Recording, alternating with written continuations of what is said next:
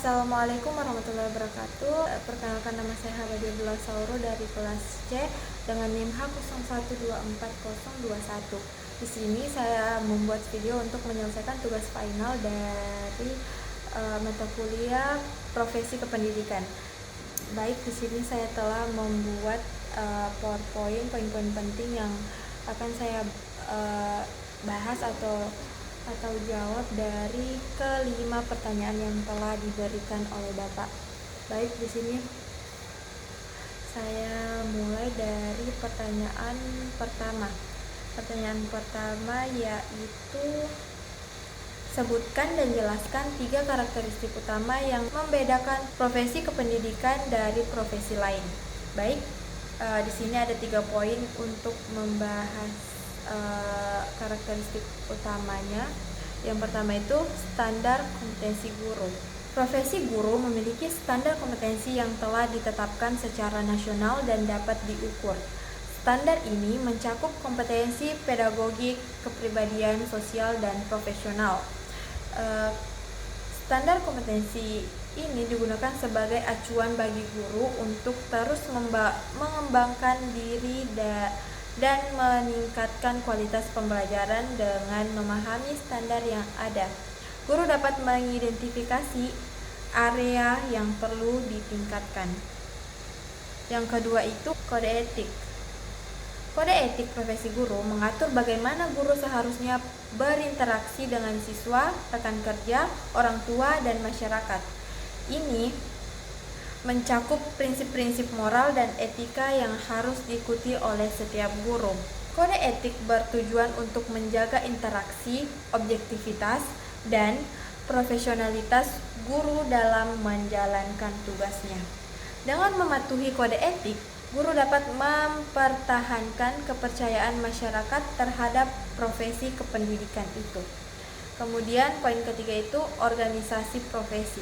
Organisasi profesi seperti Persatuan Guru Republik Indonesia atau PGRI berfungsi sebagai wadah bagi guru untuk mengembangkan diri melalui pelatihan, seminar, dan kegiatan lainnya. Selain itu, organisasi ini juga memperjuangkan kepentingan guru seperti peningkatan kesejahteraan dan perlindungan hukum. Baik, itulah 3 poin dari pertanyaan yang pertama. Pertanyaan kedua itu, jelaskan hubungan antara profesionalisme guru dan karakter dan kualitas pembelajaran di kelas dan berikan contoh. Baik, di sini profesionalisme guru sangat erat kaitannya dengan kualitas pembelajaran di kelas. Mengapa? Karena guru yang profesional akan memiliki pengetahuan, keterampilan, dan sikap yang baik sehingga mampu merancang dan melaksanakan pembelajaran yang efektif dan menarik. Kemudian contohnya itu, seorang guru yang profesional akan menggunakan metode pembelajaran yang bervariasi, memberikan umpan balik yang konstruktif kepada siswanya, dan menciptakan suasana kelas yang kondusif untuk belajar di kelas. Baik, pertanyaan yang ketiga itu, mengapa kode etik profesi guru penting untuk dijalankan dalam praktik pendidikan sehari-hari? Jelaskan secara singkat, oke? Di sini tuh pertanyaannya minta kita untuk jelaskan mengapa kode etik profesi guru penting untuk dijalankan dalam praktik pendidikan sehari-hari. Baik, kode etik profesi guru penting untuk dijalankan karena menjadi landasan moral dan pedoman perilaku bagi guru dan melaksanakan tugasnya.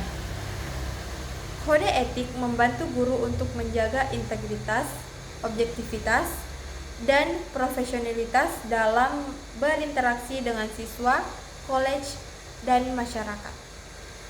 Kemudian pertanyaan yang keempat itu, jelaskan perbedaan sederhana antara kompetensi pedagogik dan kompetensi sosial guru. Lalu berikan contoh bagaimana keduanya dapat memengaruhi suasana belajar. Oke.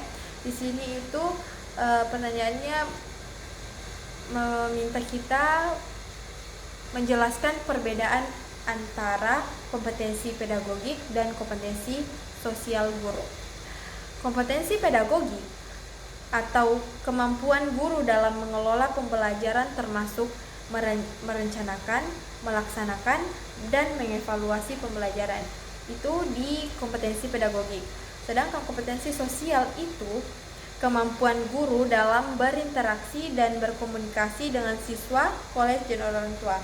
Jadi poin dari kompetensi pedagogik itu mengukur kemampuan guru dalam mengelola pembelajaran. Sedangkan kompetensi sosial mengukur kemampuan guru dalam berinteraksi dan berkomunikasi dengan siswa, kolej, dan masyarakat. Contohnya itu, guru dengan kompetensi pedagogik yang baik akan mampu membuat materi pembelajaran yang menarik dan mudah dipahami. Sedangkan guru dengan kompetensi sosial yang tinggi akan mampu menciptakan hubungan yang harmonis dengan siswa dan membangun suasana kelas yang nyaman dan menyenangkan.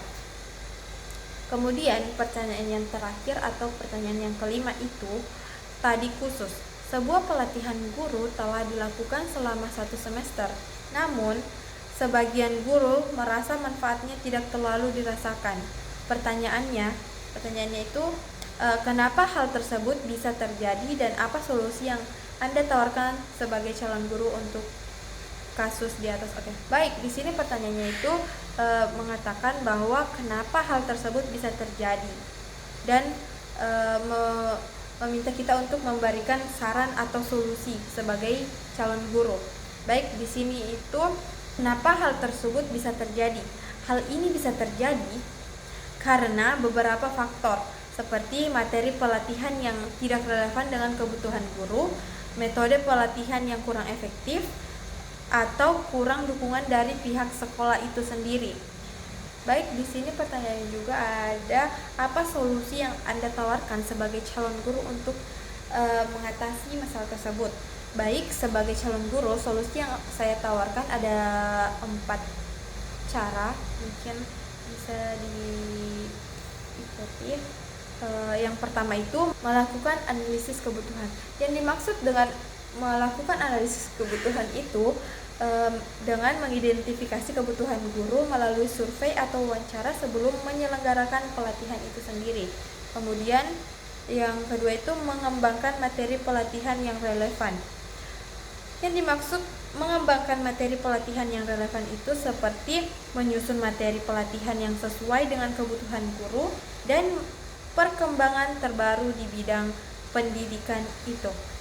Kemudian cara yang ketiga itu menggunakan metode pelatihan yang interaktif. Melakukan metode pelatihan yang interaktif yang dimaksud itu seperti menerapkan metode pelatihan yang melibatkan guru secara aktif seperti diskusi, studi khusus, atau simulasi. Kemudian yang terakhir, solusi terakhir itu memberikan pendampingan. Yang dimaksud memberikan pendampingan itu memberikan pendampingan kepada guru setelah pelatihan untuk membantu mereka menerapkan pengetahuan dan keterampilan yang telah diperoleh guru tersebut. Baik, mungkin itu saja yang dapat saya sampaikan dari tugas final profesi kependidikan ini. Semoga jawaban-jawaban yang saya berikan itu diterima dengan baik. Sekian dari saya. Assalamualaikum warahmatullahi wabarakatuh.